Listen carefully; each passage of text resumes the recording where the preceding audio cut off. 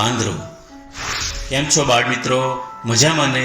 બાળમિત્રો, આજે આપણે મગર અને વાંદરાભાઈની સુંદર વાર્તા જોવાના છે.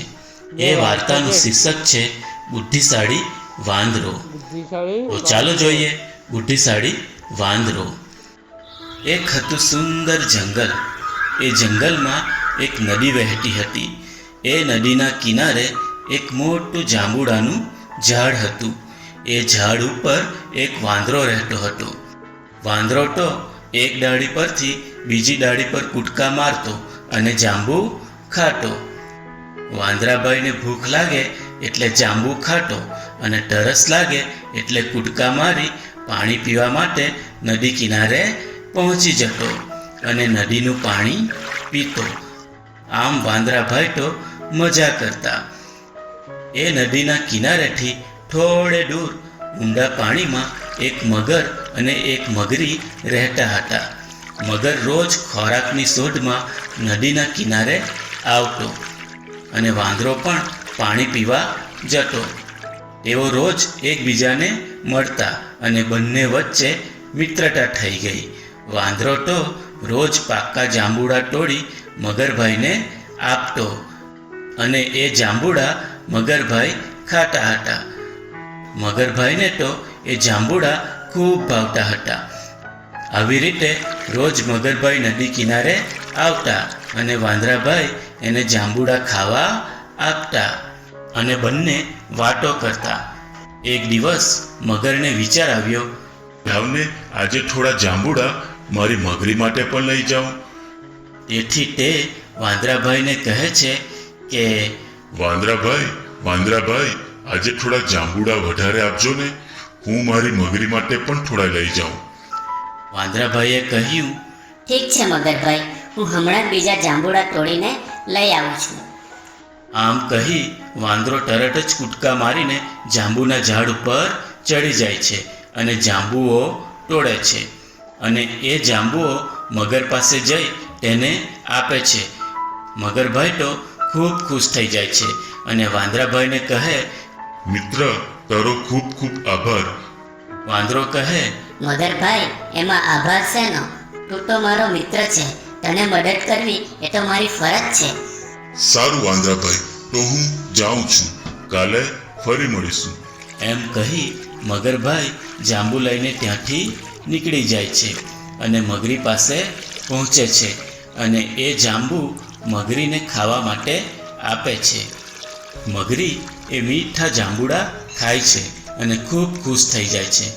મગરીને એ જાંબુડા ખૂબ ભાવે છે. આ જાંબુડા કેટલા મીઠા અને સ્વાદિષ્ટ છે. આ જાંબુડા આટલા મીઠા છે તો રોજ એ જાંબુડા ખાનાર વાંદરાનું કાળજું કેટલું મીઠું હશે. આવો વિચાર આવતા જ એના મનમાં લાલચ જાગી અને તેણે મગરને કહ્યું, સાંભળો, તમે એ વાંદરાને મારી પાસે લઈ આવો. મારે એ વાંદરાને મળવું છે. રોજ આટલા મીઠા જાંબુ ખાનાર એ વાંદરાનું કાળજું કેટલું મીઠું હશે. મારે એનું કાળજું ખાવું છે. આ સાંભળી મગરભાઈ તો છક થઈ જાય છે. થોડી વારે સ્વસ્થ થયા પછી એ મગરીને સમજાવતા કહે છે, અરે મારી વાલી મગરી, આવું તો કંઈ થાય મારાથી? વાંદરાભાઈ તો મારા ભાઈબંધ છે. એની અને મારી બંનેની ગાઢ મિત્રતા છે. હું એને દગો ના આપી શકું. આ સાંભળી મગરી તો ગુસ્સે થઈ જાય છે અને મગરને કહે છે, તને તારો મિત્ર વાલો છે કે હું, એ પહેલાં નક્કી કરી લે. જો તું વાંદરાને મારી પાસે નહીં લાવે તો હું મારો જીવ આપી દઈશ. એમ બોલી મગરી રડવા માંડે છે. આ સાંભળી મગર તો મૂંઝવણમાં આવી ગયો. મગરીના જીદ સામે એ હારી જાય છે અને મગરીને કહે છે, સારું મારી વાલી, તમે રડવાનું બંધ કરો. હું કાલે જ સવારે જઈ વાંદરાને લઈ આવીશ. આ સાંભળી મગરી રાજી થઈ જાય છે અને બીજે દિવસે મગરભાઈ વાંદરાભાઈને લેવા માટે નીકળી જાય છે અને નદી કિનારે જાંબુના ઝાડ પાસે પહોંચી જાય છે અને વાંદરો તો મગરને આવતા જોઈ ખુશ થઈ જાય છે અને જાંબુ તોડીને મગર પાસે પહોંચી જાય છે અને મગરને જાંબુ આપે છે. મગર એ જાંબુ ખાય છે અને ધીમેથી બોલે છે, વાંદરાભાઈ, તમે જે જાંબુડા મારી પત્ની મગરી માટે આપેલા એ એને ખૂબ ભાવ્યા છે. તેથી મારી પત્ની મગરીએ ખુશ થઈને તમને મારા ઘરે આજે જમવા માટે બોલાવ્યા છે. શું તમે મારે ઘેર આવશો? આ સાંભળી વાંદરાભાઈ તો ખુશ થઈ જાય છે અને કહે છે, હા હા, હું ચોક્કસ તમારી સાથે આવીશ, પણ મને પાણીમાં તરતા નથી આવડતું, તો હું કેવી રીતે આવું? ત્યારે મગર કહે, તમે એની ફિકર ના કરો. તમે મારી પીઠ પર બેસી જાઓ, હું તમને લઈ જાઉં છું. આ સાંભળી વાંદરાભાઈ તો તરત જ કૂદકો મારીને મગરની પીઠ પર બેસી જાય છે અને મગર પાણીમાં આગળ સરકવા લાગ્યો.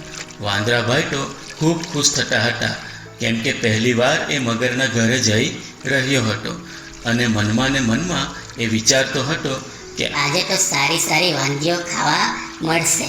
અને પછી એ મગરભાઈને પૂછે છે. મગરભાઈ, તમારી પત્નીએ જમવામાં શું બનાવ્યું છે મારા માટે? મગરભાઈ કહે, તમને કેળા બહુ ભાવે છે ને, તો કેળાનું શાક, પૂરી, ભજીયા, કેરીનો રસ, શ્રીખંડ, આવું ઘણું બધું બનાવ્યું છે. આ સાંભળી વાંદરાભાઈ તો ખૂબ ખુશ થઈ જાય છે અને મગરભાઈને વાલ કરવા લાગે છે. પણ મગરભાઈનો શું ઈરાદો છે એ ક્યાં એને ખબર હતી. આમ બંને વાતો કરતાં કરતાં આગળ જઈ રહ્યા હતા. વાટમાં ને વાટમાં ભૂલથી મગરથી બોલાઈ જાય છે. સાચું કહું મિત્ર, ખરું તો હું મારા ઘરે તને એટલા માટે લઈ જાઉં છું કે મારી પત્ની મગરીને તારું કાળજું ખાવું છે. આ સાંભળતા જ વાંદરાભાઈના તો હોશ ઉડી ગયા અને એને તો ચક્કર આવવા માંડ્યા. થોડી વારે સ્વસ્થ થયા પછી વિચારવા લાગ્યો કે જેને મેં મારો સાચો મિત્ર માન્યો હતો એ તો દગાખોર નીકળ્યો. વાંદરાભાઈ તો વિચારવા લાગ્યા, હવે શું કરું? મગરીથી કેવી રીતે બચવું? મને તો તરતા પણ નથી આવડતું અને એટલો મોટો કૂદકો પણ નહીં મારી શકું કે કિનારે પહોંચી જાઉં. આવું વિચારતા વિચારતા વાંદરાભાઈને યુક્તિ મળી ગઈ અને એણે મગરને કહ્યું, અરે મગરભાઈ, તમે પણ ખરા છો. તમે પહેલાં કેમ ના કીધું કે તમને મારું કાળજું જોઈએ છે? એ કાળજું તો ખૂબ ગંદુ થઈ ગયું હતું, એટલે આજે જ મેં એને ધોઈને જાંબુના ઝાડ પર સુકાવા મૂક્યું છે. પહેલાં કીધું હોત તો આપણે સાથે જ લઈ આવતે. સારું, વાંધો નહીં, આપણે પાછા જઈને લઈ આવીએ મારું કાળજું. હજુ પણ આપણે બહુ દૂર નથી આવી ગયા. મગરે તો વાંદરાભાઈની વાત સાચી માની લીધી અને પાછો કિનારા તરફ વળી જાય છે. અને આ બાજુ વાંદરાભાઈ તો કિનારો ક્યારે નજીક આવે એની રાહ જોતા હતા.